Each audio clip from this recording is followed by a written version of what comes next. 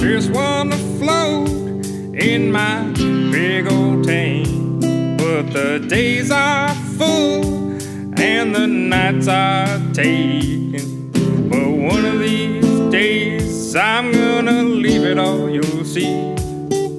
And all that'll be left is my tank and me. My tank and me, yeah, my tank and me. One day we'll be free, my tank and me.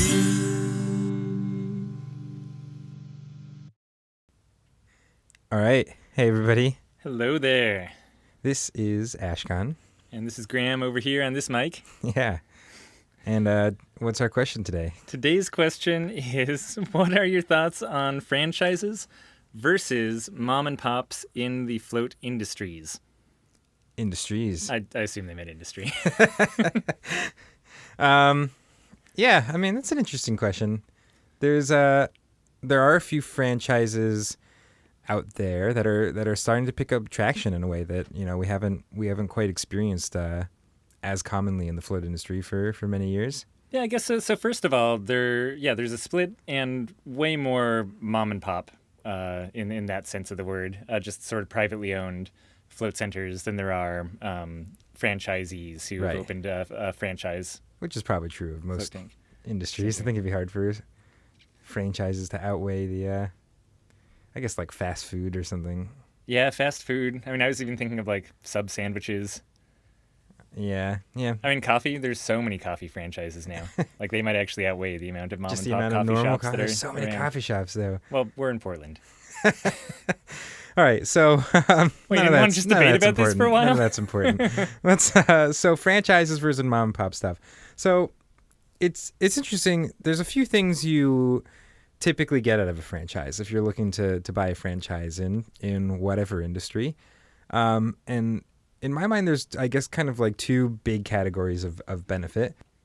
One of them is the kind of basic knowledge you need to open a business, right? There's kind of this idea of like a turnkey operation. And when you're buying into a franchise, you get that key. Like you get someone just being like, here's how to build this, here's how to do this, here's how to set this up, here's how you run these operations, here's your manuals. You know, it saves a lot of work on the side of having to do all that yourself, having to hit those kind of stumbling blocks yourself, having to even just generate those materials yourself, operations manuals, you know, all that sort of stuff. And not just saving you on work, but also hopefully saving you on mistakes you'd make and expertise that this company is kind of providing you with. Yeah, and in the case of the float industry, it's a pretty big key they're handing you. Yeah, for sure. There's not a lot of other ways to actually get information on opening up your float center, and certainly not as comprehensively, right? It's sort of like there's a million things out there you need to know, and if you're going it alone, it's picking all of those million things and figuring them out on your own, you know, which is not a small thing. So even just knowing what to know is a really big part of it. And so franchises can be really comforting and just provide a really nice launching ground because of that. Especially construction. You know, there's so many big mistakes you can make with your construction. Those are expensive and they happen right when you're starting your business. And they're really hard to go back on. Yeah. So like having a franchise tell you, here's your construction plan, here's how you build things, and here are the materials. Like that's really nice. And I was gonna say that the second big benefit is often listed as marketing. Yep. Too, right? Like theoretically franchises are going to try to help you with more national marketing, even if it's on social media and stuff like that. Just kind of generating awareness for your brand that you're not doing, and giving you a fully fledged marketing plan that's worked for other locations to bring in floaters. So that's kind of like the second most difficult part of opening and running a float tank center is just filling your tanks for a lot of people. And so it's kind of interesting in the float industry when you consider those two big benefits, because I feel like the marketing side, the benefit you get from the marketing side with a float franchise is not quite the same benefit that you'd get from other franchises, right? Like if you're opening a Subway or a McDonald's, like they have humongous brand awareness. Like you don't have to let people know what McDonald's is. You're just opening up in a place, and if you have a good location, you're probably going to get people to start coming to your McDonald's, right? Yeah. And that's not really where things are at with floating. Like they have some ability to help, you know, with their marketing experience, and they may have marketing campaigns already formed and graphic design and stuff like that, but you're not really getting the kind of like, we are a giant brand, everybody already knows, you're opening up 10 miles away from any other of this business, we can almost guarantee you're going to make this amount of money sort of stuff that you get from those big franchises. So that side's kind of weaker than it normally is in the franchise world, and I feel like the other side, the turnkey part, is a way bigger benefit than you normally get. Like the difficulty of opening a restaurant or whatever, like a small sandwich shop, is probably a lot less difficult. There's a lot less like crazy construction things you may not know in opening up a deli compared to opening a float center. Yeah. So that like boost in your startup knowledge is I'd say like especially of value in this sort of franchise model. And currently, until the float industry gets bigger and these franchise locations really like start to have a serious, national presence and awareness in people's mind, then the marketing stuff is not quite the same benefit as you get from other more typical franchises. There's also like, they just help fill in a lot of gaps in skill that you might have, being someone who wants to open up a float tank center. Maybe you're not the best at choosing retail or understanding exactly how your lobby should be shaped to encourage your customers to buy or to hang out longer so that they can eventually be converted to members or anything like that, right? And the franchise has a way they want things done and a way they want the lobby set up and oftentimes items they want you to carry for retail and different accessory services that they want to offer. So it kind of just takes all the thinking out of that. Again, there are a million decisions you need to make as a float center opening up. And having some of the burden of that relieved, I think, is a lot of the benefit at going with this turnkey kind of operation.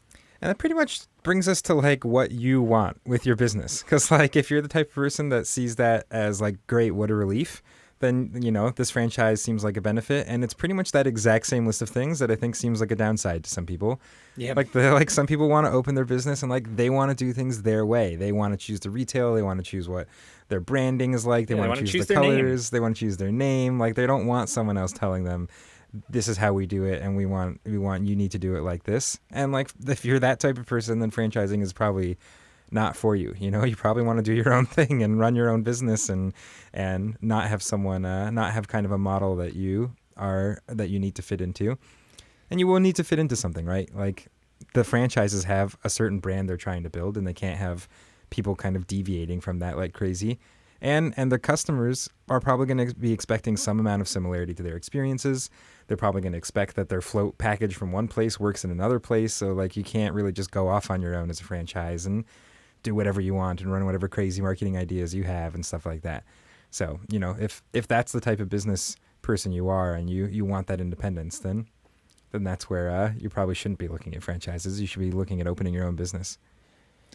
Yep, and just like having a franchise gives you a little bit of oversight and even kind of business counseling, right? You have people who you can turn to who have helped open a bunch of other centers, who are in charge of the corporate franchise. And chances are, if you have questions or you're hitting problems with your own location, they can be a great source of information, right? And if you're going it alone, then you have to dig a little deeper, right? I mean, fortunately, we're in a great community. The float world is wonderful. I mean, I know of very few other industries when you can call your so-called competitors across the country, and they'll often give you a lot of information about what's worked for them. Mm-hmm. So that is a benefit. But there's still this stitching it together and putting the pieces together and making sure it works for your business specifically. And because you've been making decisions yourself all along the way, that can be a little bit harder.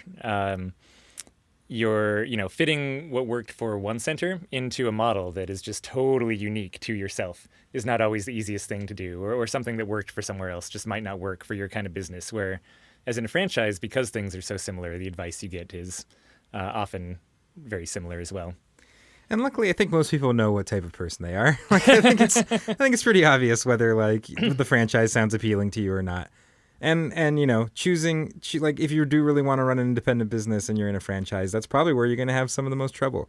That's often what I hear is kind of like the most conflict in a franchise is one location just has these ideas they think are great and they really want to do them, and the franchise is like, you can't, like we have a consistent thing we're trying to do, like we can't just have you going off and trying whatever ideas you think are great. And that's kind of where some butting of heads happens. Yeah, I would like to follow up on what I was saying earlier about the benefit of having that kind of oversight. The downside is you kind of have a boss again, Yeah. right? Like you have people who you actually need to go to for permission to do certain things. And you have a list of items that you signed off on in a contract saying you would not do things this way and you would absolutely run your center this way. And, oftentimes, especially for people going into not just business for themselves, which is already kind of a scary, adventurous sort of route to lead in life, but going into a business that doesn't have a lot of history behind it and where you are kind of a pioneer. We've just found, and I think this is why, at least over in North America, the float center industry is so centered around mom and pops, is just it attracts that kind of person. Being in this new wide open kind of industry, the kind of people who want to get in there, I think oftentimes do want to be explorers and pioneers. And I think that kind of personality often suits itself more to being in complete charge of their own ideas. So, think about who you are and what you're looking for. And at the end of the day, the nice thing is that no matter what type of business it is, it's just getting people into float tanks. So that's kind of the core of all this. And the more any type of these businesses, franchise or mom and pop, exist, the more people are floating. And ultimately, it's kind of it's nice to see floating spread through whatever method. Yeah, absolutely. And I think they both have great things working for them, and even within franchises, if you are a franchise location, it's not like you only have to listen to your franchise higher ups or only take advice from them. You still have access to the full kind of float network as well. So again, being in such an encouraging industry, especially since it's also such a terrifying industry because of the construction and different things that can go wrong, is one of the benefits that comes along with it, whatever role you take. Yeah. Cool. Alrighty then. Yeah. So, if you guys have other questions you would like us to answer on this show, you can go to floattanksolutions.com/podcast. Yep. That's what I was going to say. And type them in there. All right. Have a good day or night or whatever. Bye, everyone.